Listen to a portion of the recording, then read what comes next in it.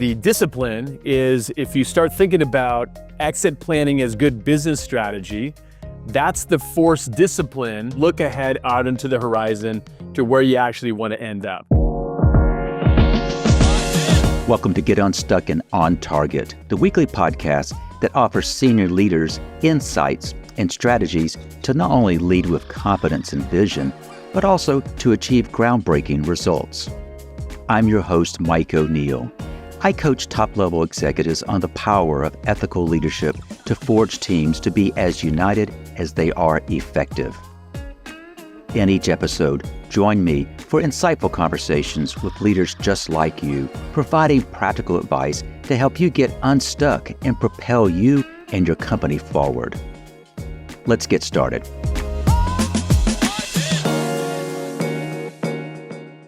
Welcome to Get Unstuck and On Target. Today, we're joined by Dan Coleman, a powerhouse in business growth and leadership coaching. Dan has helped over 80 businesses align their teams, sharpen their focus, and achieve results through tailored business operating systems. With more than 900 workshops under his belt, his insights are practical, impactful, and exactly what leaders need in today's fast-paced world. As an executive coach, I see how critical it is for leaders to make decisions with intention and align their teams for success. In this episode, Dan and I unpack the power of exit planning, not as a distant goal, but as a strategic approach to drive clarity, focus, and growth today. Whether you're building for the future or you're tackling today's challenges, this conversation is full of ideas you can start applying right away. So let's dive in, explore what's possible, and help you get unstuck and on target. Joining me today is Dan Coleman, a business growth and leadership team coach who has dedicated his career to helping companies unlock the potential through tailored business operating systems. If you've listened to my conversation with Carrie Matthews in the previous episode, you'll notice some parallels in the important work that they both do. That's because aligning leadership teams and moving forward with clarity is one of the most critical challenges businesses face today, and Dan brings a unique perspective to tackling this challenge. Dan has curated a best-in-class framework, and he's also using world-class business tools, which he uses to kind of architect his own unique business operating system that's tailored to the client. He is a certified Pinnacle Business Guide and a certified exit planning advisor, and he has helped 80 plus clients, and he's delivered over 900 workshops, transform results for businesses of all sizes.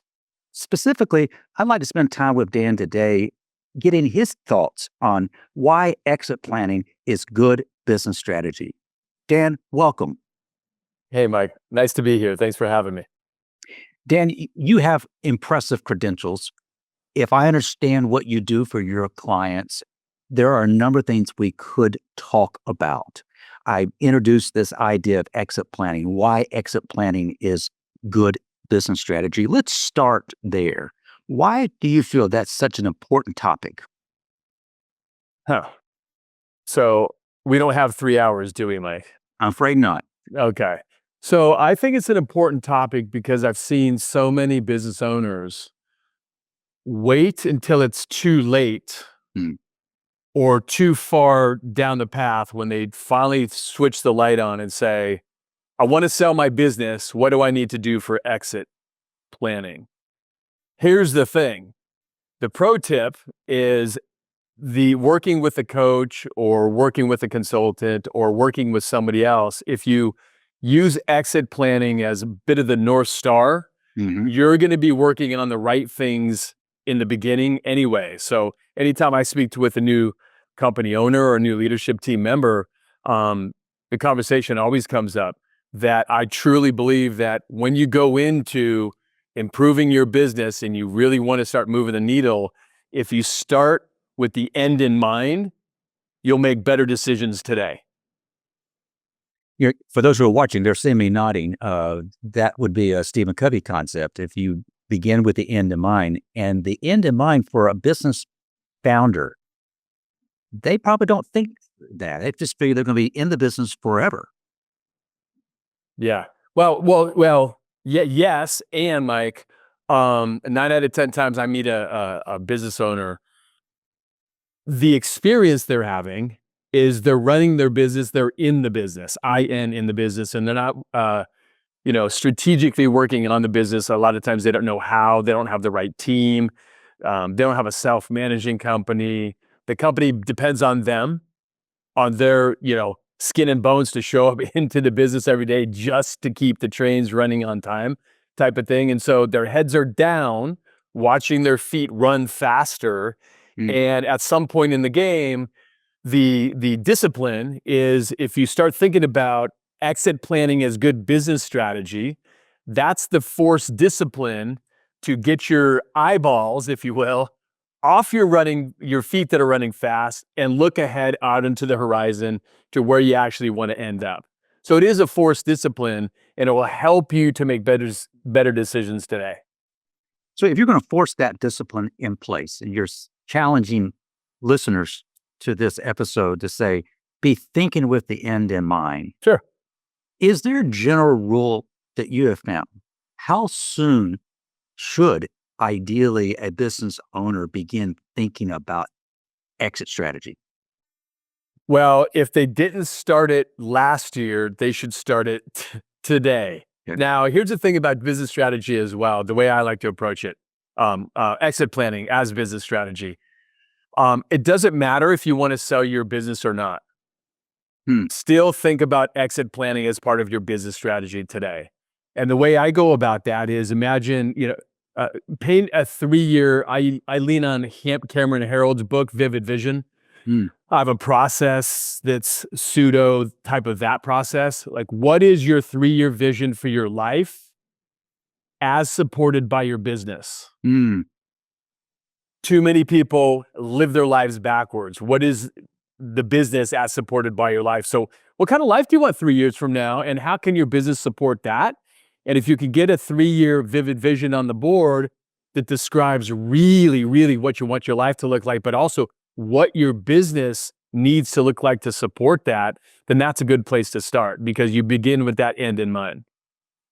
Now, just for clarification, are most of your clients that are contemplating exit strategies, or is that just one of your offerings? No, not at all.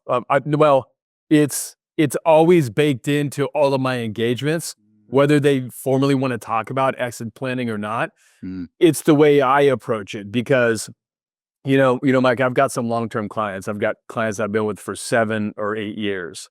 And I believe that anytime a team or a leader or ownership in a business engages with a business coach, the number one KPI or key performance indicator of, is this working, is, what's the value of my company? At the end of the day, we could come up with 10 or 15 or 50 KPIs, and is your coach working with you?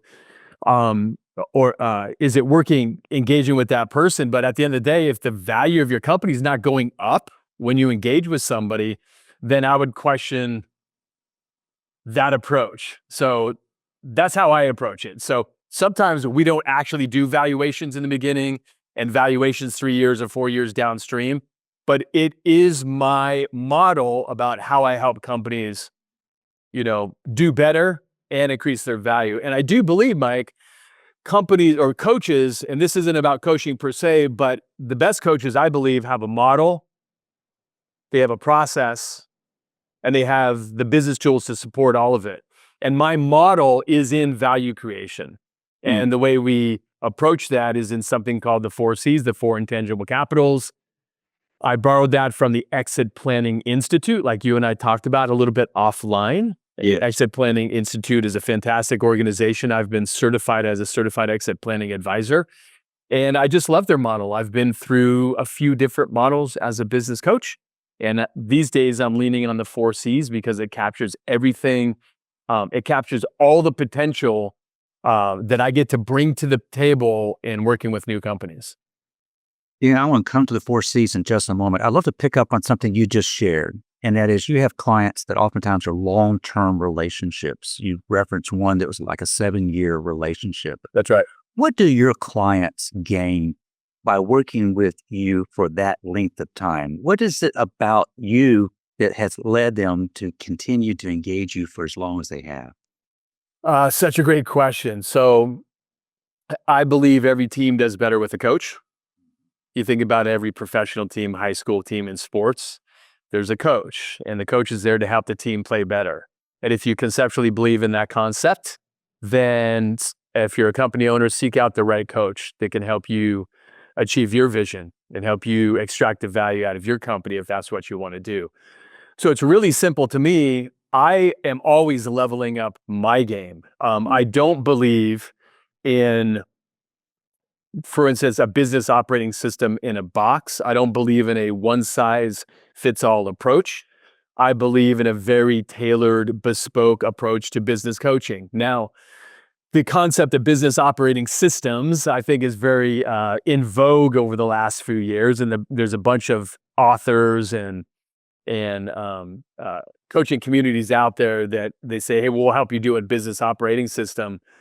I've done so much of this work over the last 11 years that I've just landed on a place where company owners should engage with the right business coach that can meet them where they're at, that knows all about all the other systems and all the other best in class business tools, and so can take a tailored, bespoke approach with that company and their leadership team to get them what they want, if that makes sense. Does that make sense? It makes perfect sense. That's one reason I wanted to bring you on the podcast, and that is the approach that you take. You referenced the Exit Planning Institute. Let me quote, and that is, the Exit Planning Institute demonstrates that 80% of the value in a business exists in 4 intangible capitals of the business. So the model we're going to be talking about next is referencing those 4 C's. So for the benefit of the listener, those C's are structural capital, social capital, customer capital, and human capital. How would you like to work your way through those? Well, let's have some fun. That's how I want to work my way through that. And let me. I have one more thing to add on your last question about why somebody would end up with a coach for such a long period of time. If you don't mind me circling back briefly, By all means. it's just because there's always value in, as long as there's value with me in the room, then I'm going to stay with you for a long time. The day that there's not any value, I'm going to raise my hand and tap out, type of thing, right? So I believe that the right business approach for a business coaching approach is having a coach who's a perpetual learner, who's going to push you, who's always going to bring new content, material, tools, and frameworks, and a coach that helps level up the leadership team, because that is the bottleneck. The leadership team is the bottleneck in businesses, Mike. And if you can't unlock that bottleneck, then working with a coach is going to have limited ROI per se. But so I've got more on that, but those are some of the reasons I have long-term engagements. So that said, I believe that, and I don't want to emphasize business coaching too much, even though I always recommend coaches, because every team does better with the coach, and that's what I do for a living. The best approach is to improve your company is to have a model, a lens to look through to filter out what you should be working on and what you should be saying no to, what you should not be working on. That's the first part. Follow a process, connect with somebody who has a process, or develop your own if you're not going to engage with a coach. Like, what is the cadence? What is the process? Is it proven? What is that journey you're going to take the leadership team through to improve the process? I saw the greatest tagline for a marketing company last year, and I can't shake it out of my head. What is it? And the tagline for a marketing company is, "We help you avoid random acts of marketing." In my experience, Yes. as a metaphor, 9 out of 10 companies approach marketing and it's like, let's try this, let's try that, let's try this. And I believe it's the same metaphor for trying to improve your company via your leadership team if you're a company owner. We try these random acts of leadership development, random acts of let's build playbooks, random acts of et cetera, et cetera, et cetera, et cetera.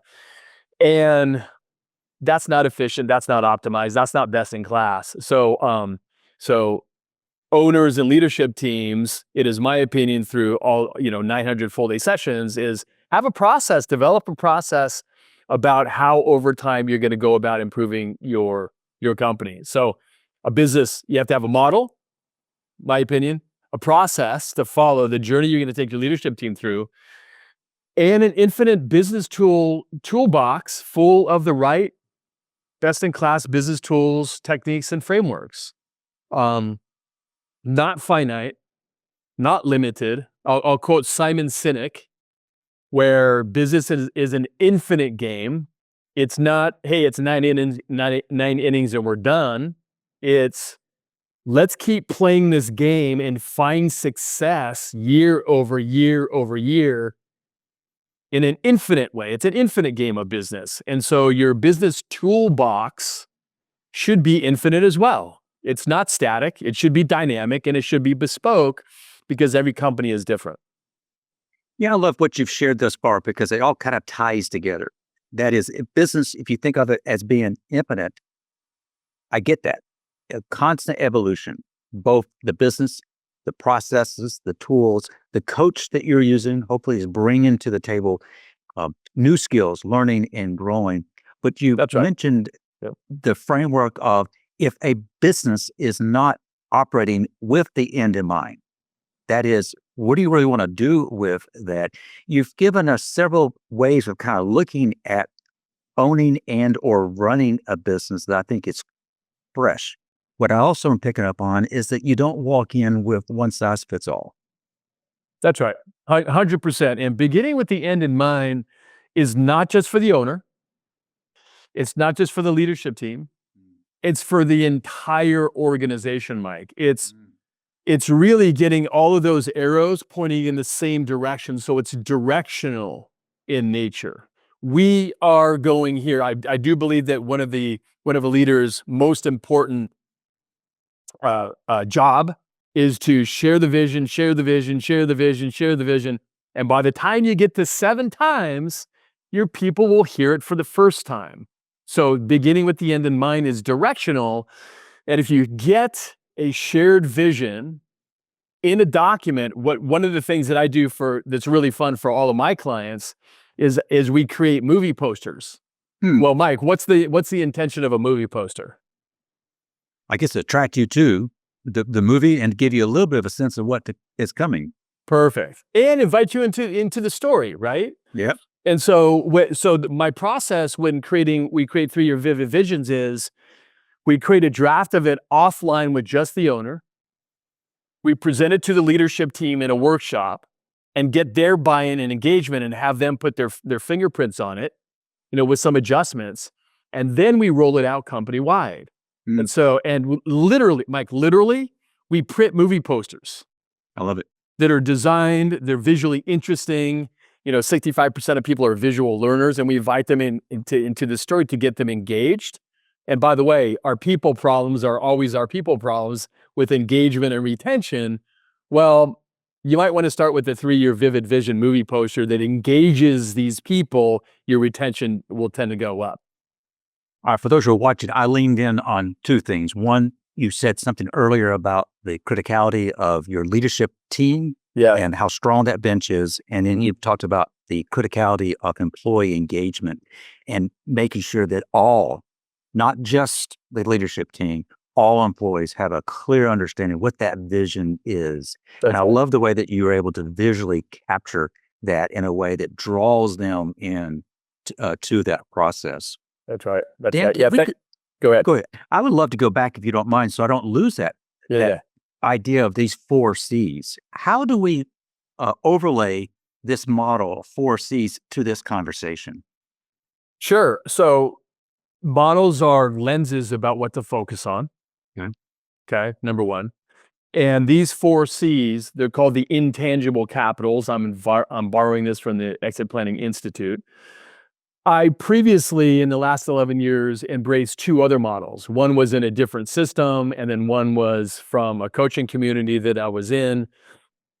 And this is my latest and greatest iteration of what kind of model I want to use to approach, to converse with leadership teams. And there's four, and I love this model because it already captures the essence of what I do for companies, number one.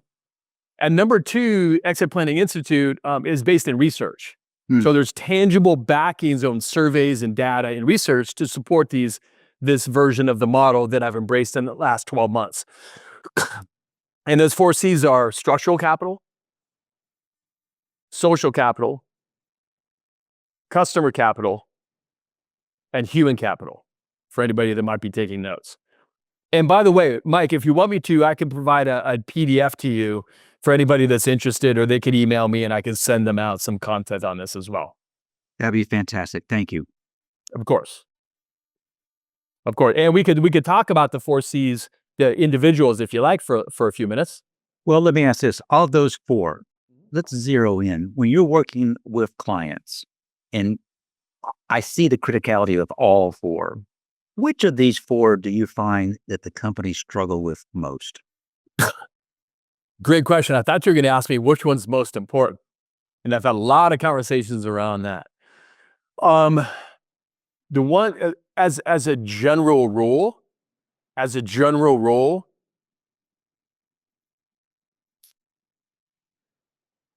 structural and human.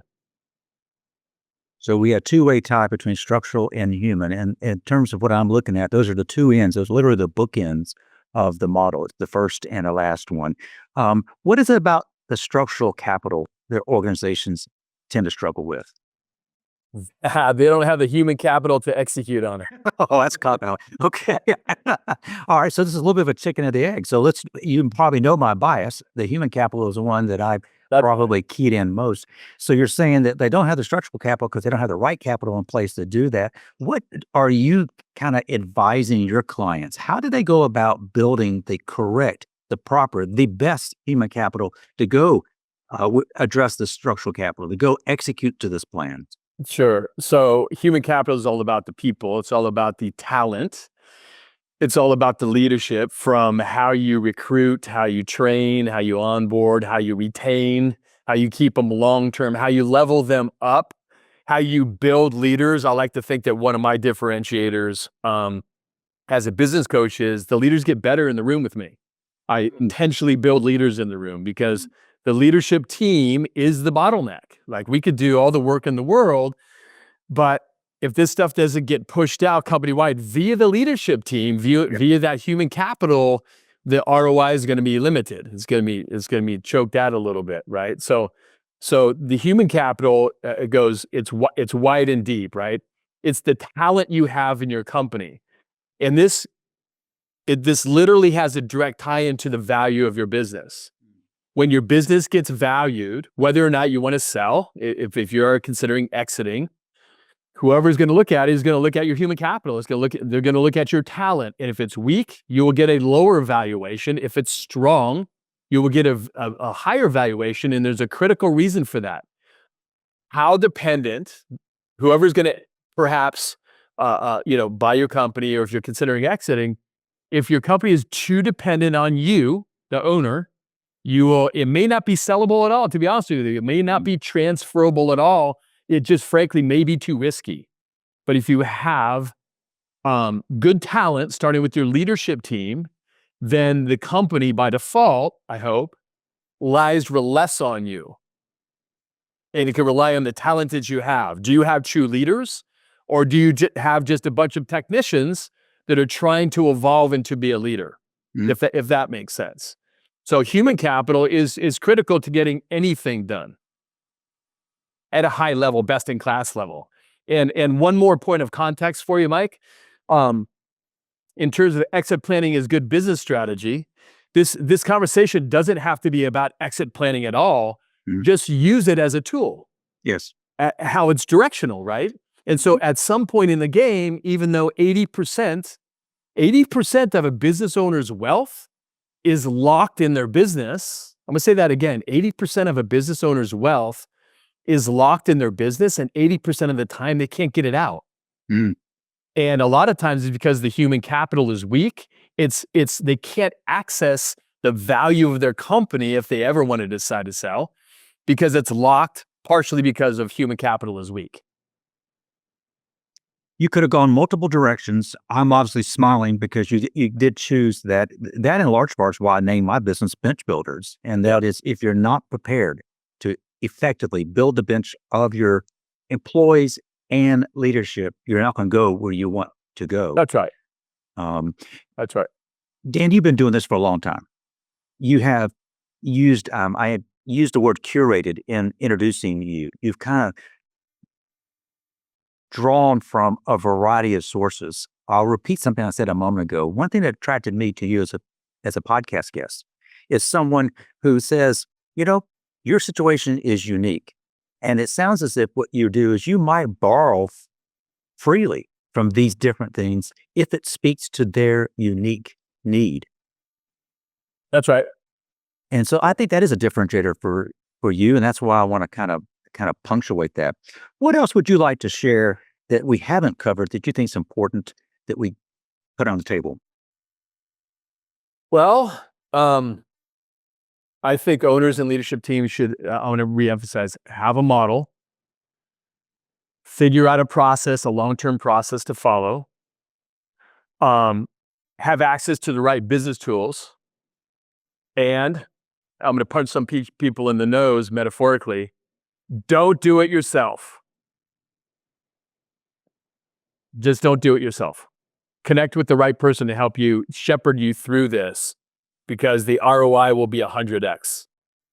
So Dan, let me pick up on that. You're advising listeners, have a model, have a long-term process, use best-in-class tools, but don't do it alone. No. What should business leaders be looking for that coach they bring in?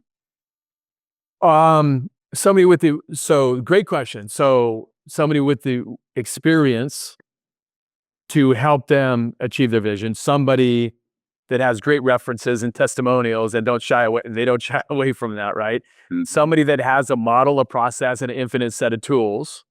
And somebody, and this is the most overlooked piece, I think, Mike, somebody that is a good chemical fit with their leadership team.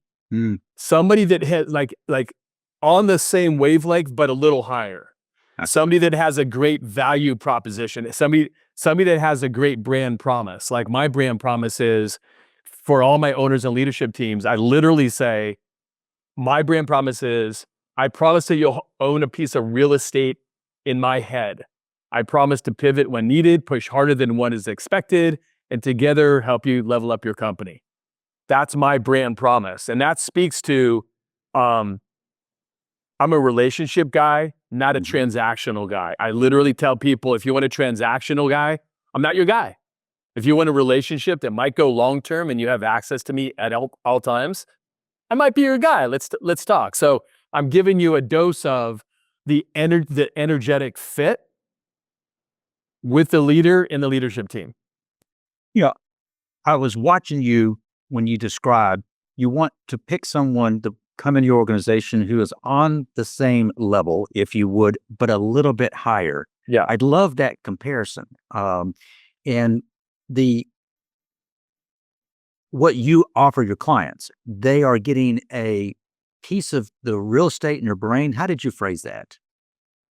Yeah, I promise that you'll own a piece of real estate in my brain. And the backstory, by the way, another pro tip, just because I can't help myself, I think storytelling is a severely underrated leadership team skill, if that makes sense. But yeah, so the backstory to own a piece of real estate in my brain is, I think about my clients a lot. I'm up at 3 a.m. sometimes in a good way. Thinking about, I'm a huge preparation guy. I'll put 4 hours into preparing for a session, right? So I think about this a lot. That's why I literally say you own a piece of real estate in my brain. I don't show up 15 minutes before a session and say, okay, it's the same agenda every time. I don't think that serves companies long-term. So that's what I mean by that promise. Well, I love it. I think it's noteworthy. You have conducted over 900 day-long workshops. One might say that you just kind of go into autopilot, and what you're saying is no. What you get with Dan is, I'm going to probably be up at 3 in the morning, not because I can't sleep, I can't sleep because I'm so excited, and I'm dedicating my my time, my energies to what your needs would be. Dan, Yeah. you've been doing this for a good while. Can you share an example where you're working with a client and it just wasn't working? They got stuck. And what did it take in your work with them to kind of get them unstuck? Push the concept of they have the wrong people in the room. People are our biggest liability and our biggest asset all at once. It's hard to find good people. Yeah. Finding good people, the landscape to how you go, but you know this better than I do, Mike, about has changed drastically over the since COVID. A lot has changed. The game has changed, right? So if nothing changes, nothing changes. Apparently I'm full of quotes today, right? I've got one more. I got one more for the audience if you can stand it. It's the start that stops most people.